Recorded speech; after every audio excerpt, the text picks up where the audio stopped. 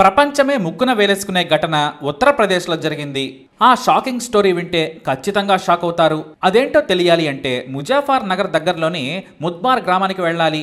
ముదేనా మేడీ మండల్లు భార్యాభర్తలు. ముదేనాకు 50 ఏళ్లు, ఆమె భర్త మండలకు 54 ఏళ్లు. వీరికిద్దరు కూతుళ్ళు. పెద్ద కూతురుకు పెళ్ళై అత్తారింటికి కూడా వెళ్ళిపోయింది. ఆమెకు ఒక కొడుకు కూతురు ఉన్నారు. ఇక చిన్న కూతురుకు పెద్ద కూతురుకు మధ్య వయసు తేడా 10 ఏళ్లు. దీంతో చిన్న కూతురు నేహా పెళ్లి ఆలస్యమైంది. పైగా ఆమె డిగ్రీ వరకు చదువుకుంది.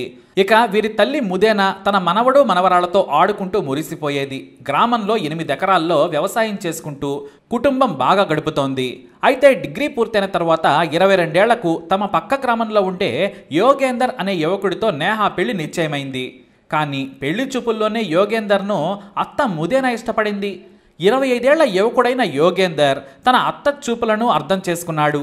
అసలు పెళ్లి చూపులు కూతురు నేహాతో, కానీ ఆమె కూడా చూడ్డానికి చాలా అందంగా ఉంటుంది. కానీ ఇక్కడ అత్తకి అల్లుడికి పెళ్లి చూపులు అన్నట్లుగా ఉంది. ఇక అత్త ముదేనా కోసం నాకు నేహా నచ్చిందని చెప్పాడు యోగేందర్.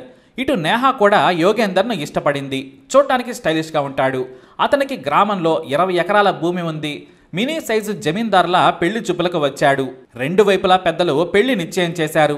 అయితే బట్టల షాపింగ్ పేరుతో తన కూతురి చేత అల్లుడిని పిలిపించింది ముదేనా.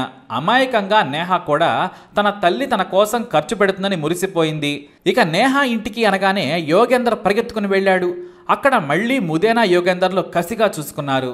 అల్లుడు కోసం పలహారాలు చేసి గౌరవించింది. ఎటొచ్చి ఒంటరిగా మాట్లాడేందుకు సమయం చూసుకోవాలని ప్రయత్నించింది. ఇక దగ్గరలోని ముజాఫర్ నగర్లో షాపింగ్. దీంతో అంతా కారులో షాపింగ్కి వెళ్లారు. కానీ ముదేనా మాత్రం ఇంటి దగ్గరే ఉంటానంది. నేను రాలేను, మీరు వెళ్ళండి, కారులో మనం పట్టలేమని చెప్పింది. కానీ తెలివిగా యోగేందర్ ముజాఫర్ నగర్కు వెళ్ళగానే నా ఫోన్ పర్సు మర్చిపోయానని చెప్పి వారిని షాపింగ్ చేయమని మాల్లోనే వదిలేశాడు. పరుగున ఇంటికి చేరుకున్నాడు. ఇక కాబోయే అల్లుడి కోసం ముదేనా రెడీగా ఉంది. ఇద్దరు కాసేపు మాట్లాడుకున్నారు. కానీ కళ్ళు ఏం కోరుకుంటున్నాయో వారికి తెలిసింది. ఇటు యోగేందర్ కాబోయే భార్యతో శోభనానికి ముందే అత్తతో పని కానిచ్చేశాడు. అలా వారి అక్రమ బంధం మొదలైంది. ఎప్పుడు ఛాన్స్ దొరికినా సరే వారిద్దరూ రహస్యంగా శృంగారంలో మునిగి తేలేవారు. 50 ఏళ్ల మహిళ తన కూతురుకు కాబోయే యువకుడితో అక్రమ బంధం పెట్టుకుంది. ఇదంతా తెలియని పెద్దలు ఆగస్టు 16, 2020న గ్రాండ్గా పెళ్లి చేశారు. ఇక తన అల్లుడిని తమ ఇంట్లోనే ఉండాలని ముదేనా ఒత్తిడి చేసింది. ఇదే ఛాన్స్ అని యోగేందర్ అక్కడే మకాం పెట్టాడు. పీజీ పరీక్షల పేరుతో కోచింగ్కు నేహా వెళ్ళిపోయేది. ఆమె భర్త మేడీ మండల్ వ్యవసాయ పనులకు వెళ్ళిపోయేవాడు. దీంతో ఇద్దరూ ఏకాంతంగా ఒంటరిగా ఎంజాయ్ చేసేవాడు. కానీ నేహా ఇంటికి రాగానే వారికి చేతులు కాళ్ళు కట్టేసినట్లుగా ఉండేవి. ఇటు భర్త ఒకానొక సమయంలో భార్య ప్రవర్తన గమనించాడు. అల్లుడితో మాట్లాడే పద్ధతిని గమనించి హెచ్చరించాడు. అల్లుడితో బావ మాదిరిగా పరిహాసం చేయొద్దని వార్నింగ్ ఇచ్చాడు. అంతేకాదు కూతురు అల్లుడి ముందే తన భార్యకు గడ్డి పెట్టాడు మండేల్. పెద్ద తరహా ప్రవర్తనతో ఉండాలని హెచ్చరించడంతో నేహా మనసు చివుక్కుమంది. అలాగే నేహా కూడా తన తల్లిని తప్పుపట్టింది. వచ్చిన దగ్గర నుంచి చూస్తున్నాను, నువ్వు అతి చనువుగా ఉంటున్నావు, అల్లుడికి దూరంగా ఉండడం తెలియదా? అక్క ఇంటికి వచ్చినా కనీసం యోగేందర్తో మాట్లాడదు, నీదేం పద్ధతని చీవాట్లు పెట్టింది. ఆ రోజు ముదేనా అలగడం చూసి యోగేందర్ పాపం బాధపడ్డాడు. కట్ చేస్తే తెల్లవారుజామున 4 గంటలకు బాత్రూమ్ కోసం నేహా నిద్రలేచింది. తన భర్త బెడ్ పై కనిపించలేదు. తండ్రి హాల్లో పడుకున్నాడు. కానీ అతని పక్కనే ఉన్న బెడ్ ఖాళీగా ఉంది. తన తల్లి ముదేనా కనిపించలేదు. దీంతో కంగారు పడి తండ్రి మండేలు నిద్రలేపింది. బాత్రూములు సహా అంతా వెతికారు. యోగేందర్ ముదేనాలు ఎక్కడా లేరు. అంతేకాదు నేహా బంగారం కూడా మాయమైంది. పెళ్లి కోసం ఖర్చు పెట్టగా మిగిలిన 2 లక్షలు కూడా ఇంట్లో లేవు. దీంతో మండేల్ గుండె గుబేల్ మంది. తన భార్య అల్లుడితో లేచిపోయిందని తెలిసి ఆవేదన చెందాడు. గ్రామంలో తన పరువు పోయిందని కన్నీళ్లు పెట్టుకున్నాడు. తన తండ్రి ఆత్మహత్య చేసుకుంటాడేమోనన్న భయంతో నేహా జాగ్రత్తలు చెప్పింది. ఏమీ కాదు, మనం వెతుకుదామని ధైర్యం చెప్పింది. ఈ విషయాన్ని మాత్రం ఎవరికి చెప్పొద్దని, తన తల్లి ఆరోగ్యం బాగోలేకుంటే లక్నో వెళ్ళిందని చెబుదామని సలహా ఇచ్చింది నేహా. దీంతో వరుసగా వారం పాటు గ్రామంలో వారు ముదేనా గురించి అడిగితే ఊరెళ్ళిందని చెప్పారు.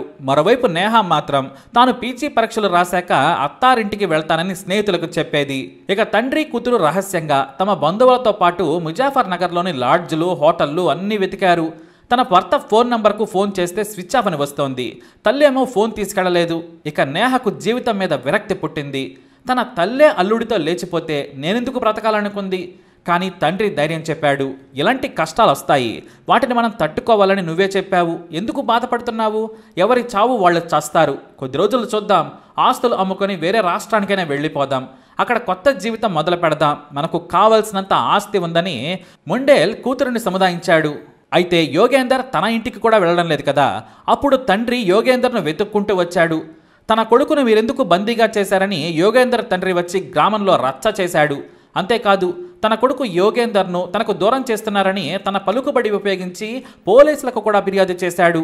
యోగేందర్ అత్తామామలు తన ఏకైక కొడుకును ఇంటికి రానివ్వకుండా చేశారని కేసు పెట్టాడు. దీంతో పోలీసులు రంగంలోకి దిగి ఎందుకు పెద్ద గొడవ చేసుకుంటారు, ఇది చాలా చిన్న సమస్య, గ్రామ పెద్దల సమక్షంలో తేల్చుకోమని చెప్పారు. దీంతో మండేల్ పరిస్థితి కుడితిలో పడ్డ ఎలకలా మారింది. గ్రామ పెద్దలు పిలిచి యోగేందర్ను పిలిపించాలని కోరారు. ఇటు నేహాను కూడా పిలిపించి అడిగారు. దీంతో ఇద్దరూ 10 రోజుల నుంచి కనిపించడం లేదని కూల్గా చెప్పారు. అంతే, గ్రామంలో గుసగుసలు అలా మొదలైపోయాయి. ఇన్నాళ్ళు ఊరెళ్ళిందని చెప్పావు, ఇదేం పద్ధతి అని తిట్టారు. మరోవైపు యోగేందర్ తండ్రిని సైతం గ్రామ పెద్దలు చెడామడా వాయించారు. పడుచు పెళ్లాన్ని వదిలేసి పెళ్ళై 3 నెలలు కూడా కాకముందే ముసలిదానితో ఎలా లేచిపోయాడు, ఎలా పెంచావయ్యా కొడుకుని అని మినీ దొరను ఏకిపారేశారు. దీంతో పోలీసులకు ఫిర్యాదు చేశాడు మండేల్. దాదాపు 10 నెలల పాటు పోలీసులు వెతికినా దొరకలేదు.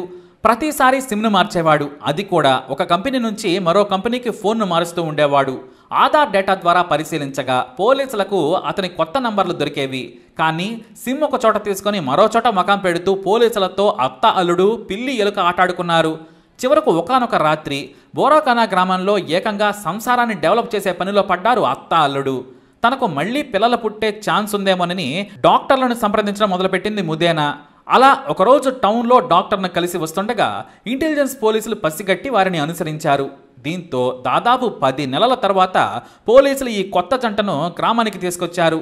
గ్రామస్తులు వీరిపై దాడికి కూడా ప్రయత్నించారు. కానీ పోలీసులు హెచ్చరించి సామరస్యంగా పరిష్కరించుకోవాలని సూచించారు. దాడి చేసినా కొట్టినా సరే కేసులు పెట్టి జైల్లో వేస్తామన్నారు.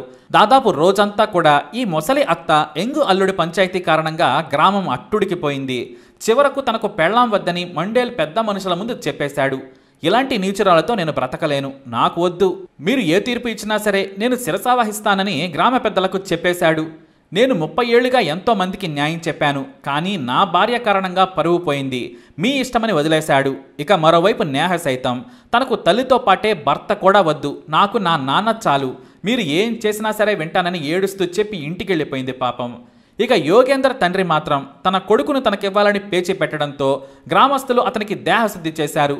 ఈ గొడవ తెగేలా లేదని మొదేనా యోగేందర్లపై కేసు పెట్టి జైలుకు తరలించారు పోలీసులు.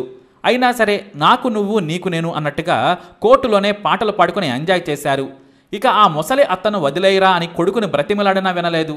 ఆమెనే నీ కోడలంటూ 50 ఏళ్ల అత్తను చూపించడంతో సిగ్గుతో పారిపోయాడు ఆ తండ్రి. ఈ స్టోరీ యూపీలో పెను సంచలనం సృష్టించింది. అయితే వారానికే బెయిల్ మీద బయటకు వచ్చిన ముదేనా యోగేందర్లు కొత్తగా ఈసారి అధికారికంగా జీవితాన్ని మొదలుపెట్టారు. మరి వీరి వ్యామోహం ఎన్నాళ్ళుంటుందనేది ఎవ్వరికీ తెలియదు. మరి దీన్ని ఏమంటారో కూడా అర్థం కావడం లేదు. మీ అభిప్రాయాన్ని కామెంట్ ద్వారా తెలియజేయండి. అలాగే ఇలాంటి ఇన్ఫర్మేషన్స్ కోసం వీడియోని లైక్ చేయండి, షేర్ చేయండి, మా ఛానల్ని సబ్స్క్రైబ్ చేసుకోండి.